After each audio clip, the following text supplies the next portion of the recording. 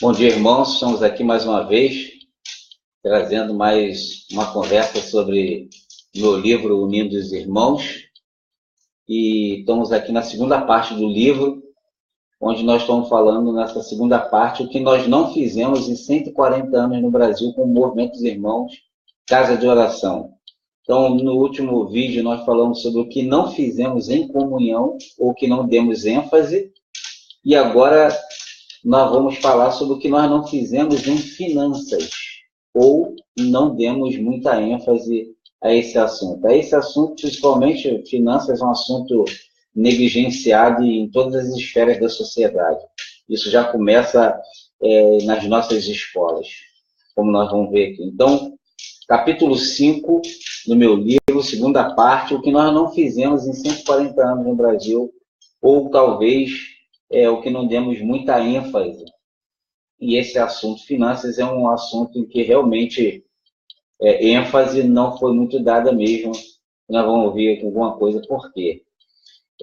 Tudo que nós fomos, né, tudo que fomos, o que nós somos hoje e o que nós temos feito hoje, não seria possível de cara, a gente pode analisar isso, não seria possível fazer o que fizemos, ser o que nós fomos, ser o que nós somos hoje, sem finanças. Nós já falamos sobre isso, que nós já fizemos muita coisa em finanças, coisas muito boas e tremendas, porém com finanças local. Falamos isso na comunhão. Então, não demos muita ênfase a esse assunto. Esse assunto, finanças, é um assunto altamente negligenciado nas escolas, em todas as séries. Pode-se falar em dinheiro, em matemática, em cálculo, mas o assunto finanças, e tudo que envolve finanças, seu planejamento, a maneira de conduzir, tem sido altamente negligenciado desde a escola, embora seja pela opinião pública, foram feitas pesquisas, já foram feitas muitas pesquisas a esse respeito, é um dos assuntos mais importantes nos dias atuais, finanças. Mas mesmo assim altamente negligenciado, ao ponto de, muitas das vezes, não ser tratado sobre finanças nem em casa, com a própria família. Esposa, marido, filhos, não se fala sobre esse assunto. É um assunto altamente negligenciado e, muitas das vezes, por temer ser comparado à teologia de prosperidade, a se falar em finanças, ser envolvido com esses assuntos. Então, um dos motivos é esse. Porém, a Bíblia não esconde assunto nenhum. A Bíblia ela é categórica em afirmar sobre todos os assuntos, seja ele positivo ou negativo, a Bíblia trata sobre todos os assuntos.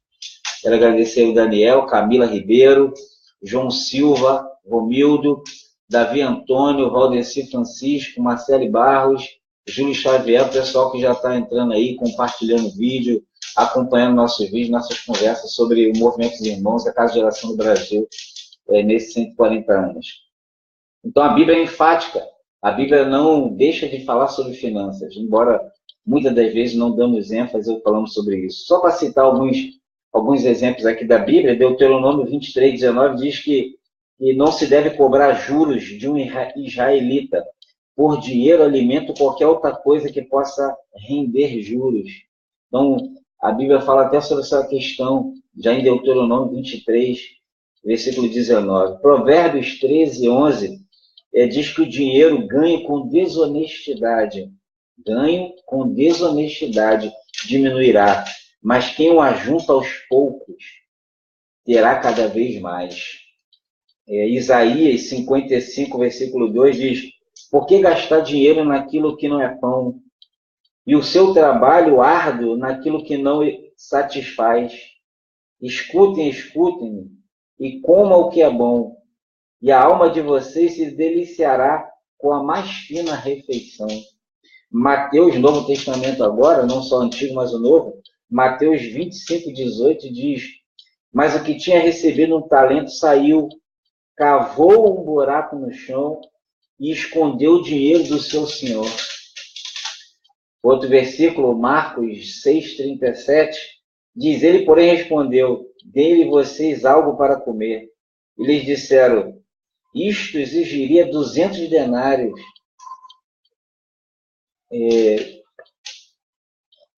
Devemos gastar tanto dinheiro em pão e dar-lhe de comer? Hebreus 13, 5. Conservem-se livres do amor ao dinheiro. E já em outro versículo diz que o amor ao dinheiro é raiz, né?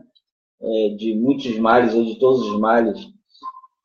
Conservem-se livres do amor ao dinheiro e contente com o que você tem, porque Deus mesmo disse: nunca o deixarei, jamais o abandonarei. Hebreus capítulo 13, versículo 5. Então a Bíblia não escondeu.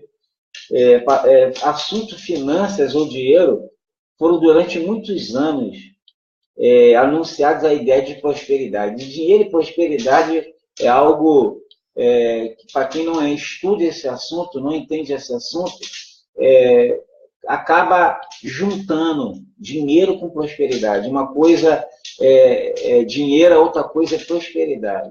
E dentro do nível de prosperidade, eu vou falar aqui dos 4 níveis de prosperidade. O dinheiro é o nível mais baixo de prosperidade. Então, Nelson Leles, em seu livro O Caminho do Espírito, diz: Jesus não ensina contra a prosperidade. Jesus não é contra a prosperidade. A Bíblia não diz que o rico não vai entrar no céu. Algumas pessoas, há muitos anos atrás, até questionaram essa questão. Então, Jesus não ensina contra a prosperidade, mas sim que o amor ao dinheiro, e aí eu vou falar aqui que o dinheiro é o nível mais baixo de prosperidade, ainda que você tenha milhões na conta, você está no nível mais baixo de prosperidade que existe. E eu vou mostrar aqui para você. Então, o amor ao dinheiro é a raiz de todos os males. 1 Timóteo 6, versículo 9 ao 10. Então, Jesus não é contra a prosperidade, mas ensina que o amor ao dinheiro, ele não é coisa boa e traz muitos males. Então, o termo prosperidade, eu vou falar aqui agora dos 4 níveis de prosperidade. Bom dia aí a Kênia Costa, acompanhando aí nossos vídeos. Priscila Vieira, Edilma Cerqueira, Kátia Souza, Júlio Xavier, um bom dia a todos vocês. O termo prosperidade, que significa em hebraico Tiseleá, onde ele aparece a primeira vez, lá na ideia de José, lá em Gênesis, Tiseleá significa prosperidade de Jeová, prosperidade de Yahvé, prosperidade de tetragrama, YHWH. Então, Tiseleá é prosperidade de Deus. Aparece a primeira vez em Gênesis na história de José, lá no Antigo Testamento. Mas deixa eu falar para você quais são os 4 níveis de prosperidade. Primeiro nível de prosperidade, e o nível mais baixo que existe, Kesef. Kesef é dinheiro, significa dinheiro. Algumas pessoas falam assim: você tem cacife? Na verdade, ela queria falar: você tem Kesef, que é cacife. Algumas pessoas: você tem cacife para comprar isso, para viver isso? Então, o nível mais baixo que existe de prosperidade, e prosperidade de Deus, é dinheiro.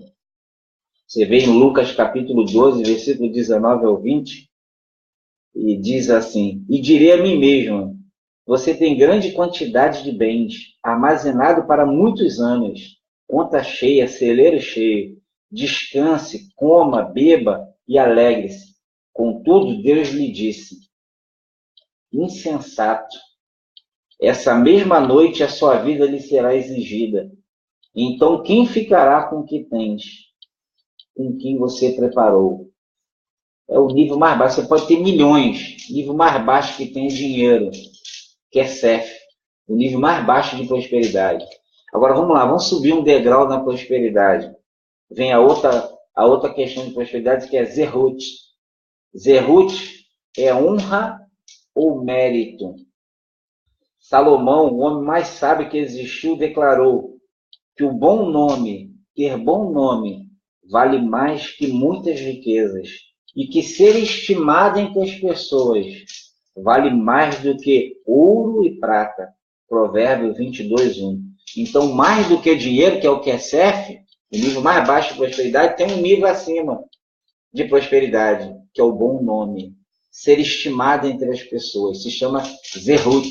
Se escreve Zerut. Fala Zerut com Z, significa honra e mérito. Ter honra e mérito, ser estimado entre as pessoas, isso vale mais do que qualquer fortuna, mais do que ouro e prata, disse o homem mais sábio e mais rico que existiu. É o segundo degrau da prosperidade, Zerut.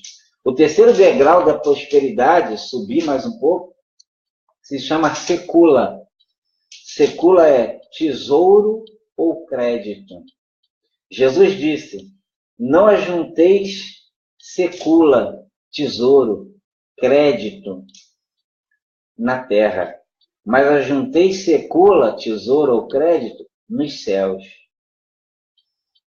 Pois é bom ter crédito com os homens. Todavia, meu irmão, ter crédito com Deus é a melhor de todas as coisas. Ter crédito com Deus. Isso é o terceiro nível de prosperidade. Então, ele falou isso, não ajunteis tesouro na terra, Mateus 6, 19 e 20. Agora, você quer ver um exemplo de secula, de ter crédito, de ajuntar tesouro no céu e não na terra? É o exemplo que está escrito lá em 2 Reis, capítulo 20, do versículo 1 ao 6, que é o exemplo de Ezequias.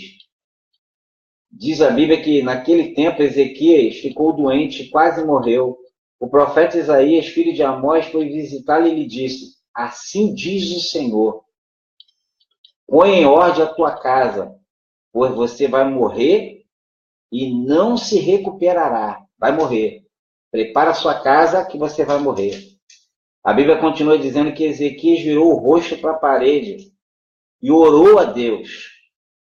Orou ao Senhor. Lembra-te, Senhor. Lembra-te, Senhor.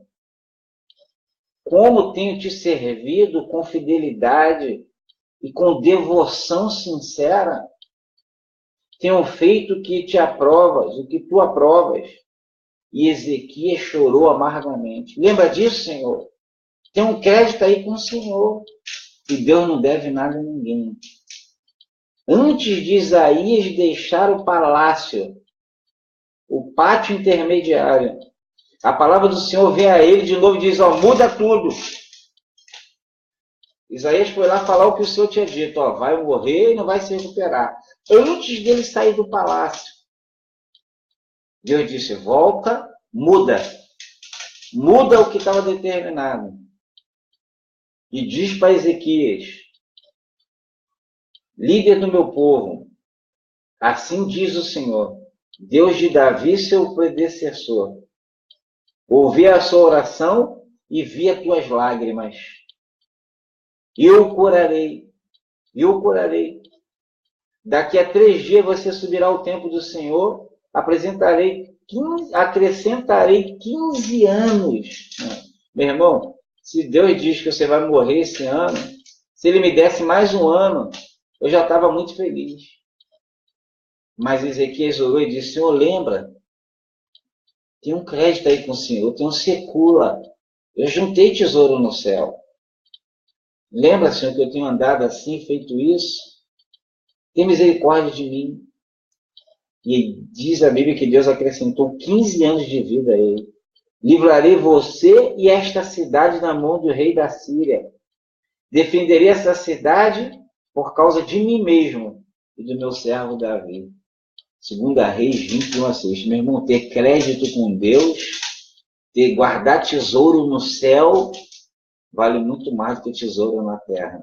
Esse é o terceiro nível de prosperidade, que é tesouro ou crédito secula. O mais baixo é kesef, dinheiro. O segundo é honra e mérito, zerut. E o terceiro é tesouro ou crédito secula. E o mais alto nível de prosperidade de Deus se chama lishma. Lishma é valor. Ter valor. Ter realmente valor. Havia um comercial na televisão que dizia assim, para todas as coisas tem um preço, tem dinheiro. Né? Para alguma coisa tem que gastar. Mas tem coisa que tem valor. Quer um exemplo? Por quanto você venderia os seus 2 olhos? Se arrancar os seus olhos e não enxergar mais a luz do dia, a criação de Deus, as belezas do Senhor, as maravilhas que o Senhor criou, se arrancar os seus olhos e dar visão para alguém, qual seria o preço que você venderia os seus 2 olhos?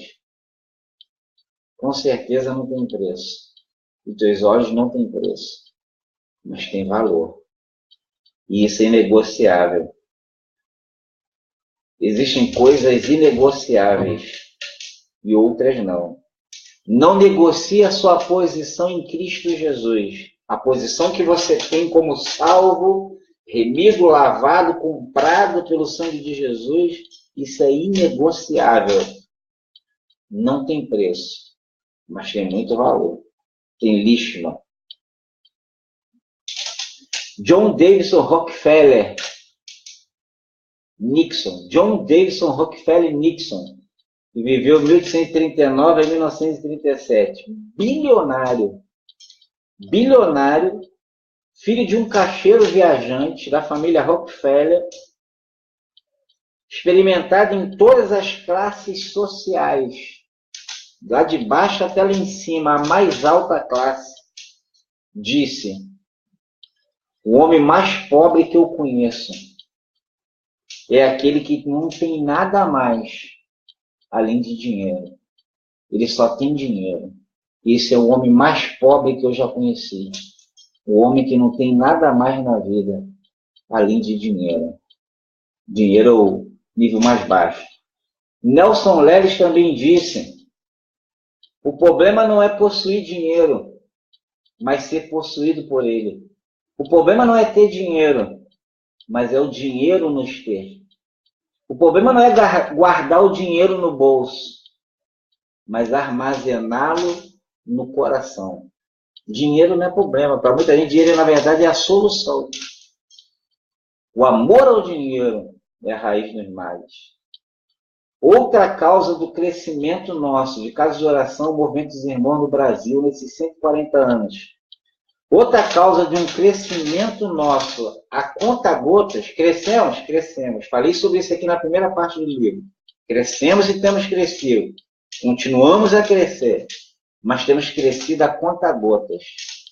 E mais uma vez, outra causa do crescimento a conta-gotas, além do que eu já falei no outro vídeo, foi o que nós não fizemos em comunhão. Nosso crescimento a conta-gotas nesses 140 anos se deve também ao que nós não fizemos em finanças. E eu vou dar alguns exemplos aqui do que nós não fizemos em finanças. Não como regra, não como algo que é isso que foi a causa do pouco crescimento. Não. Tenho conversado muito com a minha esposa, Ana Paula Fraga, sobre isso, e a gente realmente entende que, se fosse apontar a maior causa da falta de crescimento nas igrejas, continua sendo e continuará sendo o pecado. Pecado na vida, falta de intimidade e relacionamento com Deus. O pecado é o maior motivo da falta de crescimento. Mas esse nosso crescimento a conta-gotas, um dos motivos foi esse. O que nós não fizemos em finanças. Então vamos ver alguns pontos aqui do meu livro. Você debate aí, entra em conversa, igreja local. São assuntos que vale a pena conversar sobre ele. Não estou aqui dizendo, batendo martelo em nada, mas estou dando aqui apontamentos que vale a pena conversar. Nora Ney, Silas Alves, Verônica Siston, Lenilda Silva, Daniele Maciel, bom dia a todos vocês. Meu amigo Emerson Rocha e muito mais gente aí tem acompanhado nossos vídeos, compartilhado nossos vídeos. Um grande abraço, um bom dia. Então vamos lá para os pontos. O que nós não fizemos? Não tivemos comunhão em finanças. Né? Não tivemos comunhão em finanças e nem financiamos a nossa comunhão. Não tivemos comunhão em finanças, nem financiamos a nossa comunhão. Construímos nosso patrimônio, o patrimônio que a Casa de Oração tem, nós construímos com resultado financeiro local. Tudo que foi feito, construção de prédio, construção de casa de oração, foi com resultado financeiro local. Dízimos e ofertas, liberalidade dos irmãos locais. Gente que se reuniu. Nós não tivemos comunhão em finanças, não trabalhamos juntos em finanças e nem financiamos a nossa comunhão. Um dos motivos. Não entendemos o real valor das finanças para o nosso crescimento, relevância, impacto cada vez maior trabalhando com finanças. Muitas das vezes por não ser comparado com teologia da prosperidade, para que ninguém falasse algo, para que ninguém pensasse. E aí deixamos de fazer porque alguém poderia pensar. Deixamos de fazer porque alguém poderia comparar com teologia da prosperidade. Aí resolvemos não falar muita coisa sobre isso, nem dar ênfase sobre isso. E aí crescimento a conta-gotas também por causa dessas coisas. Não enviamos e nem sustentamos obreiros em tempo integral nos seguintes estados: Alagoas, Maranhão, Roraima, Sergipe e Piauí. São os locais onde não tem casa de oração. São os estados onde não tem casa de oração. Nós não enviamos e nem sustentamos obreiros lá para começar um trabalho lá. Volto a afirmar aqui, eu não estou dizendo que todos os estados brasileiros têm que ter, mas poderia ter.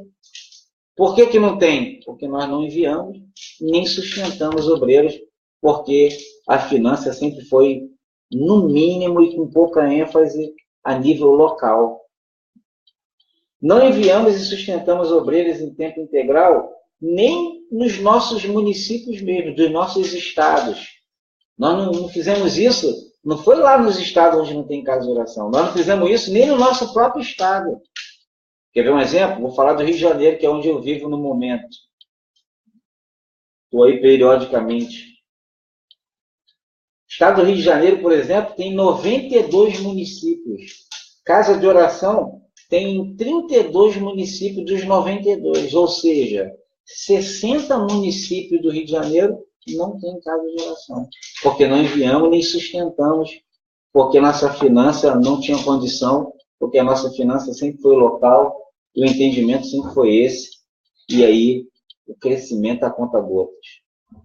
Não criamos um centro de estudos e estatística, nem sustentamos o obreiro em tempo integral para fazer um levantamento sobre quantos nós somos, como temos andado, e aí se fala muitas de vezes aí sobre desvio doutrinário, mas ninguém fez estudo nenhum, ninguém andou nada, ninguém sustentou ninguém para fazer isso, dado estatístico, passear, ser enviado para chegar lá no local e verificar como é que está a identidade aqui, quantos membros tem, como é que é a história, alguém para fazer. Não fizemos e nem mandamos ninguém para fazer. Isso poderia ser feito há muito tempo. Não precisa de 140 anos, não precisa nem de 10 anos para fazer um trabalho desse. Você envia alguém confiável e você faz um trabalho desse em menos de 10 anos. Nós temos 140 e não temos nada disso. Agora que eu estou começando a levantar alguma coisa a esse respeito. E eu e alguns outros irmãos aí que já têm feito. E tem feito, como eu disse no meu primeiro livro, esse mesmo livro. Quando falar de investimento, eu citei o nome do irmão Jabermar Guimarães, que é um irmão que sempre amou a história da casa de oração, a identidade de casa de oração, sempre amou essas pesquisas, mas ninguém, nem nele, está lançado aqui no meu livro, primeiro livro, nem nele, um irmão que reconhecidamente trouxe história, traz história, não só no Brasil, mas no exterior, fez grande levantamento, grandes estudos, nem ele recebeu ajuda financeira, investimento financeiro para, vou falar sobre isso mais à frente, investimento financeiro para nos atualizar sobre isso, para nos deixarmos cientes sobre isso. Nem ele. Não alugamos nossas construções, temos megas construções. Aqui no Rio, lá Evangélico de Queimados, a UMES, temos a IMB, temos diversos acampamentos que eu citei aqui, acampamentos com espaço maravilhoso, com condições maravilhosas, e não é só no Sudeste, não. Nós temos em tudo quanto é lugar do Brasil. Até lá no interior do Pará, eu citei aqui, os irmãos fazem um congresso no Pará, congresso maravilhoso. Lá no interior do Pará, tem que pegar barco para chegar no negócio.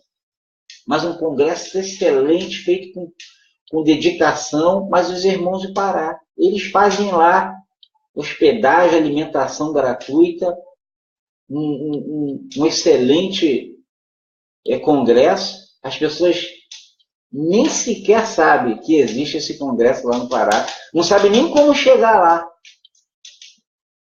que não é divulgado. Poucos sabem sobre isso. Então não se divulga, não se tem preocupação em se fazer levantamento sobre isso. Não se tem preocupação em levantar e recomendar escolas bíblicas. Olha, irmão, quando você quer se formar, não procura qualquer seminário aí, não. Nós temos referência entre nós, escolas bíblicas excelentes, locais de estudos excelentes, mas nem sequer se busca, se comunica e se investe para que isso seja divulgado. Aí crescimento a conta gota. Aí se fala, sabe o quê? Desvios doutrinários. É muito fácil falar de desvios doutrinários. É só começar a olhar para ver quem está diferente de mim e começa a apontar, ó, desvios doutrinários. Desvio doutrinário ali, desvio doutrinário lá. Isso é fácil. Eu quero ver apontar a solução. Eu quero ver fazer estudo e mostrar, olha, se alguém da casa de oração, nesses 140 anos, pretende se formar, ter uma escola bíblica de recomendada, você tem no estado tal, na região tal, você tem as seguintes escolas. Quem fez isso?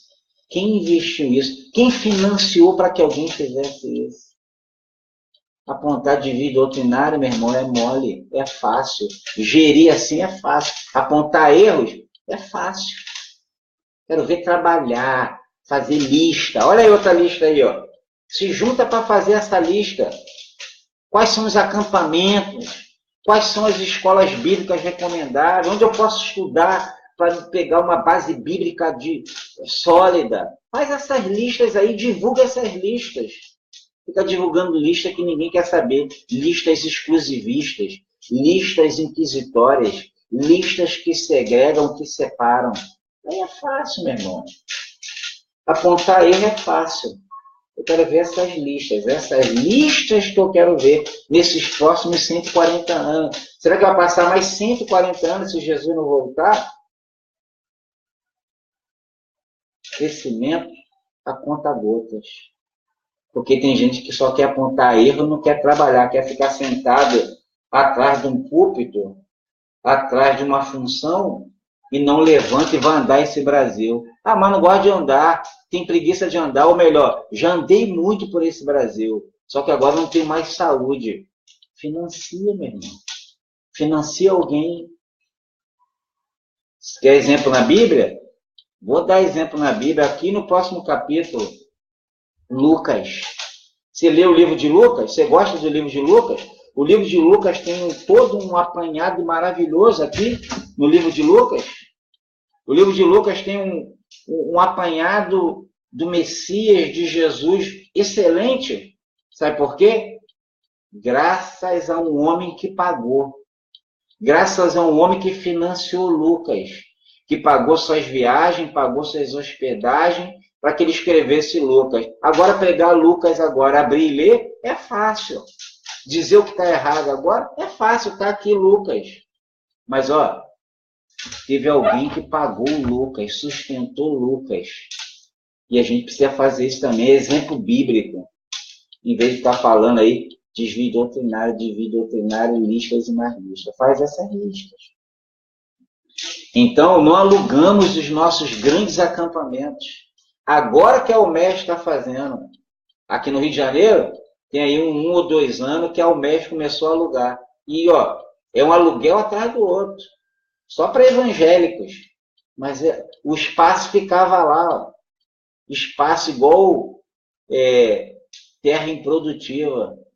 Agora, quase todo final de semana aí, de volta e meia, tem gente alugando espaços. Espaços excelentes.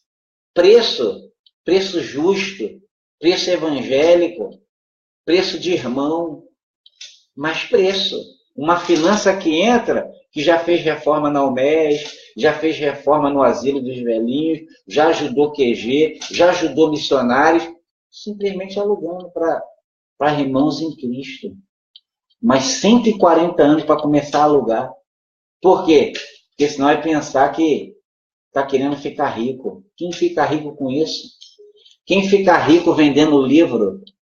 Só o Augusto Cury, que quando faz um livro, 100 mil já vende. Olha, Nilson Fraga, meu irmão, esse livro aqui foi 2.000 livros que saiu. 2.000 livros. Você praticamente paga o livro. O meu segundo livro, 1.000 livros só. 1.000 unidades. 90% dele eu entrego gratuitamente. Ninguém fica rico. Aí eu não escreveu o livro porque alguém podia pensar que ia ficar rico, queria ficar rico com o livro. Como é que eu vou ficar rico com o livro? Augusto Cury fica. Max Lucado, cada livro que ele escreve é 100 mil cópias no mínimo. Aí ele consegue ficar rico. Mas Nilson Fraga, praticamente eu dou os livros. Eu não vou escrever porque vão pensar que eu quero ficar rico com o livro. Vão pensar que eu estou querendo trazer teologia da prosperidade. Impressionante. Então, nós alugamos as nossas dependências e aí ficou ali dinheiro parado ali. Agora está aí entrando muito dinheiro, está ajudando muito o missionário e a própria instituição. E aí não fez isso antes porque alguém pode pensar que a gente quer ficar rico. Alguém pode pensar que a gente está com a teologia da prosperidade. Não apoiamos financeiramente juntos na construção de um novo trabalho. Cada coisa nova que surge aí é cada um por si. Não fizemos isso juntos. Não incentivamos, olha só, irmão, não incentivamos compra de inário, de doutrinários, mas não dá incentivo nenhum para comprar inário. Não incentivamos, fizemos campanha, nada de venda de inário, venda de livro. Não é só o meu, não. Tem vários irmãos aí, irmãos altamente conceituados no nosso meio, que fizeram diversas apostilas e está guardado lá na estante dele.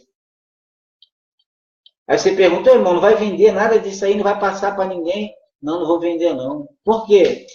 Alguém pode achar que eu estou querendo ficar rico vendendo as apostilas. Ou então, que eu quero trazendo coisas de prosperidade. Aí fica todas as apostilas maravilhosas, estudos altamente sólidos e edificantes na estante guardado, porque alguém pode pensar que eu quero ficar rico com a apostila. E vai morrer com o irmão, com a irmã lá, porque ele não quis passar. Nós não incentivamos venda de inário, venda de livros, venda de revista, de nenhum periódico. Isis, um abraço aí, Isis, lá no Rio Grande. Daqui a pouco nós estamos chegando aí, no começo do ano nós estamos indo para ir apoiar em Rio Grande, aí no Rio Grande do Sul. Maiara, Zezé Silva, Helenice Fraga, minha tia. Benção, minha tia, um abraço. Ana Márcia Souza, Edna Raquel, Elian Pereira e Rubens Alves. Um abraço aí, os irmãos que têm acompanhado, nos incentivado, compartilhado. Então, não incentivamos isso. Venda de revista, inário, livro, periódico, CD, ou qualquer outro material de irmãos da casa de oração ou do movimento dos irmãos. Por que não vendemos CD? Não, vai gravar CD? Irmãos, grupo de louvor aí maravilhoso. Eu tenho andado aí, tenho visto que maravilha de grupos de louvor. Eu quero parabenizar a igreja em Goiabeiras, que agora é Maria Ortiz. Casa de oração é Maria Ortiz. Não é um grupo de louvor, não. É 4 a 5 grupos de louvor, um melhor que o outro. Parabéns, Maria Ortiz. Investiu em instrumento de qualidade, som de qualidade, mesa de qualidade. E aí não faz CD por quê? Não vou fazer CD, não. Não estou dizendo que é o caso de Maria Ortiz. Mas muita gente não grava CD, sabe por quê? Não vão achar que a gente quer ficar rico. Teologia da prosperidade. Meu irmão, grava esse CD e passa esse CD a preços de irmão. vai ajudar a igreja local, vai ajudar missionário, porque Maria Ortiz é uma igreja missionária que investe em missionário, que tem feito domingos missionários. Meu irmão, tem aí mais de 4 a 5 grupos de louvor maravilhosos. Muito melhor que muitos que eu tenho visto aí. E que a gente está comprando CD. Casa de oração em Volta Redonda, retiro em Volta Redonda. Jovens bonitos, dispostos, fazendo louvor e adoração a Deus de primeira qualidade. Parabéns, retiro, Volta Redonda. Os irmãos, os presbíteros, Beto, um abraço ao Beto. Tem apoiado missionários, estive lá há pouco tempo, já vou voltar em junho. Parabéns, Beto. Igreja que investe em missionário, que investe na obra de Deus. Meu irmão, grava CD e passa. O negócio é esse que CD, a gente vai ficar rico com CD? Casa de oração? De repente a Batista da Lagoinha, essas grandes igrejas aí, de repente fica até rico mesmo, grupo de louvor, mas a gente vai ajudar a missionário, ajudar a igreja local, vai divulgar o trabalho maravilhoso que está sendo feito em Maria Ortiz, em Retiro, lá em Itaperuna, lá a Casa de Oração da SEAB, grupo de louvor que já gravou o CD, precisa divulgar isso aí, meu irmão, divulga esse CD mesmo.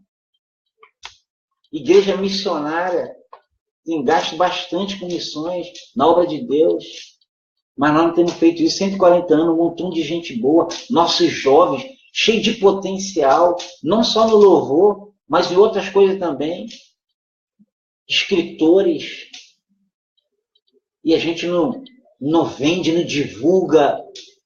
Vamos divulgar, meu irmão. Vamos pensar que eu quero ficar rico ou que eu estou com a teologia da prosperidade. Deixa pensar. Se é pessoal segregando, não fizemos isso, não incentivamos isso, não conseguimos aderência total nas nossas estratégias e projetos financeiros. Tudo que a gente quis fazer, a CONAI, Projeto Unidade, a gente não conseguiu aderência total. E não foi só esse não, CONAI e Projeto Unidade que acabou aí, não, que mingou, que enfraqueceu. O Projeto Unidade está vivo aí. Mas vários outros projetos, vou falar aqui um aqui daqui a pouquinho, projeto excelente do nosso irmão César Correia.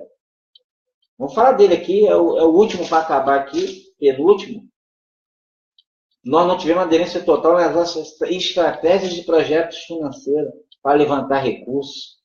Não derrubamos todas as barreiras que impedem e minam a vida financeira das nossas igrejas. Tem igreja aí que está pagando aluguel e o obreiro está se virando para comer, fazendo excelente trabalho. Não conseguimos ter igrejas equilibradas financeiramente, pois enquanto algumas têm dinheiro suficiente para conduzir bem os trabalhos e ainda ajudar um monte de trabalho, tem outras que não estão conseguindo nem pagar a luz e água, cavar um poço, como está lá o caso na Paraíba. Um monte deveria falar assim, preciso cavar um poço, estou sem água aqui. No outro dia, chover telefonema. Meu irmão, está com esse problema aí? Peraí. E aí faz uma lista. Olha aí a lista de novo. Faz uma lista de igrejas que vão entrar para cavar esse poço. No outro dia, em 24 horas, 48 horas, poço cavado, água minando. Água para a igreja e água para o entorno. Água para os vizinhos. Solução de Deus, de irmãos trabalhando de amor ao próximo. Aí o irmão fica falando, estou sem água, estou sem água, estou sem água. 1 ano falando que está sem água. E ninguém pode ajudar. Por quê? Porque a gente não trabalha junto financeiramente. A gente não faz lista das igrejas que vão cavar o poço e da água. Em 1 semana já tem água minando. E o povo em volta da igreja louvando a Deus, glorificando a Deus pela água. E aí entupindo as nossas igrejas. Por uma coisa tão simples, tão barata quando se junta um monte de igreja. pessoal dando louvor a Deus, glória a Deus, achando até que é milagre, mas é uma coisa assim, um poço que foi cavado e a água minou. Porque igrejas, a lista das igrejas, em 24 horas mandaram lá cada um pouquinho, tá bom, mesmo resolvido. Tem igreja que está há 140 anos com problema crônico, falta de água há 140 anos, falta de obreiro, de presbítero há 140 anos. E é pesquisa de campo. Eu não estou falando isso porque me falaram, não. Eu não estou falando isso porque eu acho, não. Pesquisa de campo. Tem igrejas aí há décadas sem presbítero, há décadas sem obreiro nenhum tipo de obreiro. Gente saindo de um estado para o outro para fazer culto lá no outro estado, porque não tem obreiro lá. Tem 20, 30 convertidos, novos convertidos, mas não tem ninguém para fazer culto, não tem obreiro lá. Aí o cara sai daqui, pega um avião, vai lá em Pernambuco, vai lá em outro estado fazer culto, discipular, porque não tem ninguém para ficar lá, para ser enviado e sustentado. Por quê? Porque não tem finanças. Como vão ser enviados? Como pregarão ou como ensinarão se não há quem envie? E como enviarão se não tem finança para enviar? Só que é o seguinte, já falei que finança tem, nós temos irmãos milionários, não sei se tem bilionário, mas milionário eu conheço. Tem milionário, tem centenas de ricos e tem uma população gigantesca no nosso meio de gente pobre, mas liberal, gente com coração na obra. Faz a lista aí, ó. Cadê o... Só que essa lista dá trabalho, né? Lista de desvio doutrinário é fácil, lista de quem está errado é fácil, mas lista de quem pode ajudar, lista de quem... Aí é difícil, dá trabalho. Essa lista eu não quero fazer, não. Essa lista dá muito trabalho. Dá muito trabalho. Jadson, Isaías, Tássio, William Chagas, Rosa Morim, Sandro Souza, Rubens Alves, um abraço aí, meus irmãos. E por último, para terminar esse vídeo, não patrocinamos, patrocinar, meu irmão, patrocinar. No próximo capítulo sobre investimento, eu vou falar sobre esse assunto, patrocinar, bem mais detalhado. Não patrocinamos homens, mulheres, nem projetos sensacionais. Projetos sensacionais. Sabe o que é sensacional? Projetos magníficos dados por Deus. Projetos revelados por Deus. Projetos tremendos para o avanço do reino de Deus. Avanço das nossas casas de oração. E avanço para as metas comuns. Nós não patrocinamos isso. Juntos nós podemos fazer mais ainda. Estamos fazendo? Juntos nós podemos fazer mais ainda. Só que juntos, assim, juntos, dá trabalho. Fazer lista de quem está junto, dá trabalho. Fazer lista de quem são os casais que podem ir para os outros estados, para os municípios, os casais de homem e mulher, com educação sólida, bíblica, teológica, homens íntegros, homens e mulheres de Deus, para ser enviado, essa lista dá trabalho. Juntar quais são as igrejas que podem financiar essas pessoas, homem que pode fazer, andar desde o Oiapoque ao Chuí, levantando quem somos nós, quem está conosco, quem tem identidade não tem, isso dá trabalho. Aí ninguém faz. As outras listas são fáceis. E sabe como é que a gente fica? Vou falar isso no próximo capítulo, mas quero fechar aqui só com um resuminho. A gente convida o Lenilson Fraga, convida a Ana Paula Fraga, convida o irmão Pantoja, Cláudio Balbino, convida o Enes, convida o irmão Sanches, Fábio Sanches, convida aí Jabesmar Guimarães, convida Alexandre Campos, convida um monte de gente aí que pode trazer uma boa palavra para a edificação do trabalho local em outros estados, em outros municípios. Convidam. Aí nós vamos lá levamos uma boa palavra de Deus num assunto, um tema referente. A gente vai lá, é sábado e domingo, leva uma boa palavra, 3 dias de congresso. E voltamos. Esses grandes homens de Deus que têm uma bagagem boa, coisa boa para passar, coisa relevante e atual para passar, para dar rumo e direção a determinadas casas de oração que estão sem rumo, sem direção, ou pelo menos para acelerar a caminhada de alguns irmãos. Muitos têm andado aí, têm seguido uma boa direção, um bom rumo, mas dá acelerada na coisa, aí convida para passar sábado e domingo, convida para passar 3 dias. Só que, meu irmão, nós temos condições, sabe de quê? De levar homens para ser hospedado e passar 6 meses. Não é 3 dias, não. Quem ensina e passa algo sólido, com alicerce, de A a Z, para direção de metas, para direção de projetos, para uma reviravolta na caminhada, dar um crescimento, um up, em determinados casos de oração que estão precisando de ajuda, em 2 dias, em 3 dias de congresso.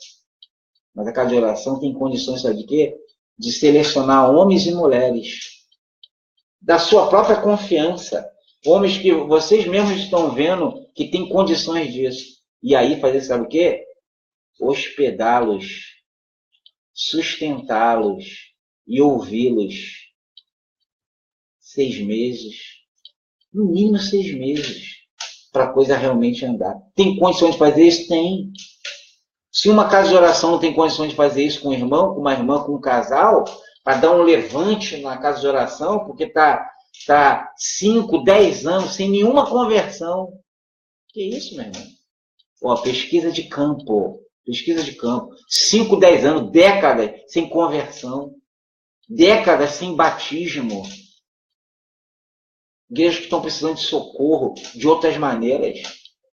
Tem condições. Ah, mas a igreja local não tem condições. Já está um tempão sem conversão, um tempão sem batismo, não tem condição de trazer o irmão, hospedar ele, mesmo que seja na casa do irmão, é melhor, e sustentá-lo aqui, dar o que ele precisa, de repente até aos filhos. Nós não temos condições. Talvez uma igreja local, uma casa de oração, não tem condições. Ó, meu irmão, lista. De repente, uma casa de oração lá do interior não tem condições, mas as casas de orações todas da região têm condições. Junta todo mundo do município, junta todo mundo do estado e leva o irmão lá, a irmã, que vocês mesmos já conhecem, em vez de levar num congresso 3 dias, levar no final de semana. Tem igreja aí precisando que o irmão passe 6 meses, pelo menos, para fazer uma reviravolta aí e mudar essa história de décadas sem conversão e sem batismo. Nós podemos fazer isso. Mas tem que fazer lista. Só que essa lista dá trabalho. Que Deus nos abençoe e que o Espírito Santo fale melhor em cada coração. Um abraço aí a todos que nos acompanharam. Fábio Trancoso, que entrou aí, Valdeir, Tatiele Costa. Um abraço aí a todos e que possam compartilhar essas ideias, conversar sobre elas e a gente mudar essa história aí e fazer uns 140 anos daqui para frente melhor. Deus nos abençoe. Fique com Deus.